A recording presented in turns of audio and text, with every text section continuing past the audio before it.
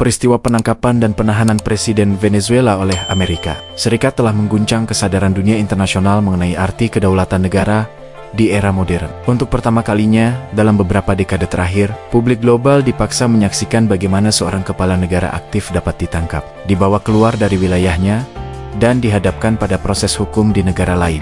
Peristiwa ini bukan sekadar kasus hukum, melainkan sebuah preseden geopolitik yang berpotensi mengubah cara dunia memandang relasi kekuasaan internasional, hukum internasional, serta posisi negara-negara berkembang dalam tatanan global yang semakin timpang. Dalam sistem internasional klasik, kedaulatan negara dipahami sebagai prinsip absolut. Sebuah negara memiliki hak penuh atas wilayah, rakyat, dan pemerintahan tanpa intervensi pihak luar. Prinsip ini lahir dari pemikiran Westphalia yang menekankan bahwa setiap negara adalah entitas berdaulat yang tidak dapat ditembus oleh kekuatan asing. Namun, realitas dunia saat ini telah jauh bergeser. Perkembangan teknologi militer, intelijen, satelit, dan senjata strategis membuat tidak ada satupun negara yang benar-benar terisolasi. Semua negara, tanpa kecuali, berada dalam jangkauan kekuatan global yang lebih besar.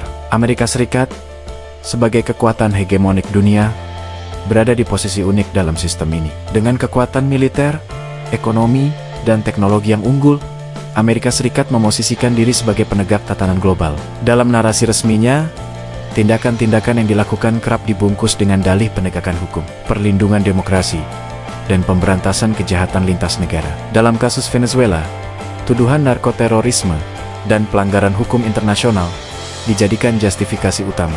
Namun, pertanyaannya bukan semata-mata apakah tuduhan tersebut benar atau tidak, melainkan apakah satu negara memiliki legitimasi untuk menangkap kepala negara lain tanpa mandat internasional yang sah. Sejarah mencatat bahwa praktik-praktik semacam ini bukanlah hal yang sepenuhnya baru. Invasi ke Irak menjadi salah satu contoh paling nyata bagaimana prinsip non-intervensi dapat dilanggar secara terbuka. Sejak saat itu, dunia menyaksikan perubahan pola kebijakan luar negeri Amerika Serikat. Jika sebelumnya ekspansi pengaruh dilakukan melalui diplomasi, tekanan ekonomi, dan mekanisme internasional, kini intervensi dilakukan secara lebih gamblang dan terang-terangan. Kepentingan ekonomi, terutama akses terhadap sumber daya alam strategis, menjadi pemicu utama di balik berbagai konflik geopolitik modern. Kapitalisme global, sebagaimana dijelaskan oleh banyak pemikir politik, hanya dapat bertahan jika terus berekspansi.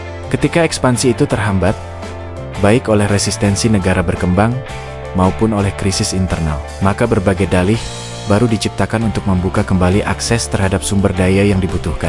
Dalam konteks ini, Venezuela menjadi contoh nyata bagaimana sebuah negara yang kaya sumber daya alam, khususnya minyak, justru menjadi sasaran tekanan, sanksi, dan akhirnya intervensi langsung. Kekayaan alam yang seharusnya menjadi modal kemandirian justru berubah menjadi kutukan geopolitik. Sanksi ekonomi yang berkepanjangan telah melumpuhkan perekonomian Venezuela. Dampaknya tidak hanya dirasakan oleh rakyat sipil, tetapi juga oleh institusi negara, termasuk militer. Ketika aparat negara mengalami kelaparan, ketidakpastian, dan kehilangan harapan, maka loyalitas terhadap negara pun mulai goyah. Disinilah faktor internal memainkan peran krusial. Sebuah negara tidak runtuh semata-mata karena serangan dari luar, tetapi karena kolaborasi antara tekanan eksternal dan keretakan internal.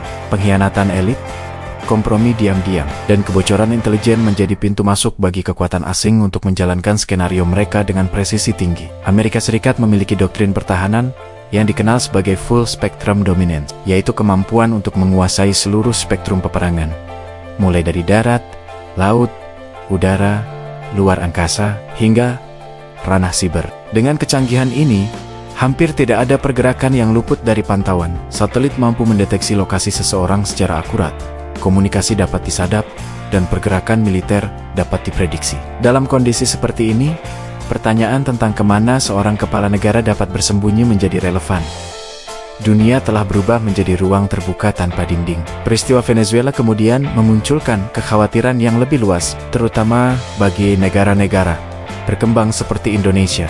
Jika seorang presiden dapat ditangkap dengan relatif mudah, apa yang menjamin keamanan dan kedaulatan negara lain? Jawabannya tidak sesederhana kekuatan militer atau posisi geopolitik semata. Faktor terpenting justru terletak pada kondisi internal negara itu sendiri. Negara yang gagal menyejahterakan rakyatnya, yang membiarkan ketimpangan sosial melebar, dan yang tidak mampu menghadirkan keadilan sosial, akan selalu rentan terhadap intervensi asing. Indonesia memiliki kekayaan sumber daya alam yang luar biasa. Namun, kekayaan ini tidak selalu berbanding lurus dengan kesejahteraan rakyat. Ketika sebagian masyarakat merasa tertinggal, tidak didengar, dan tidak dilindungi oleh negara, maka legitimasi negara perlahan terkikis. Dalam kondisi seperti ini, kekuatan asing dapat dengan mudah masuk melalui berbagai celah, baik ekonomi, politik, maupun sosial. Intervensi tidak selalu datang dalam bentuk invasi militer, tetapi bisa melalui pengaruh ekonomi, tekanan diplomatik, atau bahkan dukungan terhadap aktor-aktor domestik tertentu. Situasi ini menjadi semakin kompleks ketika dunia dibagi ke dalam sphere of influence, atau wilayah pengaruh kekuatan besar. Amerika Serikat secara tradisional memandang Amerika Latin sebagai wilayah pengaruhnya. Sementara, Asia semakin kuat berada dalam pengaruh Cina. Indonesia, sebagai negara besar di Asia Tenggara, berada di posisi strategis, namun sekaligus rentan. Jika terjadi tekanan atau intervensi dari Cina, tidak ada jaminan bahwa Amerika Serikat akan turun tangan. Dalam logika geopolitik kekuatan besar, wilayah pengaruh masing-masing dihormati secara tidak tertulis. Oleh karena itu, Indonesia tidak bisa hanya mengandalkan kekuatan eksternal untuk melindungi kedaulatannya. Kunci utama terletak pada penguatan dari dalam. Pancasila, khususnya sila kelima tentang keadilan sosial bagi seluruh rakyat Indonesia, bukan sekadar slogan ideologis, melainkan fondasi strategis bagi ketahanan nasional. Keadilan sosial bukan hanya persoalan moral, tetapi juga persoalan keamanan negara. Rakyat yang sejahtera, merasa dilindungi, dan percaya pada negaranya tidak akan mudah dimanfaatkan oleh kepentingan asing. Selain itu, Indonesia perlu memperkuat peran dan keterlibatannya dalam organisasi internasional. Dunia internasional mungkin tidak sempurna, tetapi jaringan multilateral tetap menjadi salah satu benteng penting dalam menghadapi tekanan kekuatan besar. Negara yang memiliki banyak sahabat akan lebih sulit diisolasi dan ditekan. Kerjasama internasional dalam bidang kemanusiaan, penanggulangan bencana, pembangunan berkelanjutan, dan perlindungan lingkungan dapat menjadi sarana untuk memperkuat posisi Indonesia di mata dunia. Kasus Venezuela juga menjadi pengingat bahwa hukum internasional tidak selalu ditegakkan secara adil. Kekuatan seringkali menentukan kebenaran. Dalam kondisi seperti ini, negara-negara berkembang harus bersikap realistis, sekaligus waspada. Idealitas hukum internasional tetap penting, tetapi tanpa kekuatan internal dan solidaritas global, prinsip-prinsip tersebut mudah diabaikan. Dunia saat ini bukan hanya arena hukum, melainkan arena kekuasaan. Pada akhirnya, peristiwa penangkapan Presiden Venezuela bukanlah isu yang jauh dan tidak relevan bagi Indonesia. Ini adalah peringatan keras tentang arah dunia yang semakin tidak pasti, di mana kedaulatan negara dapat digerogoti dengan berbagai dalih.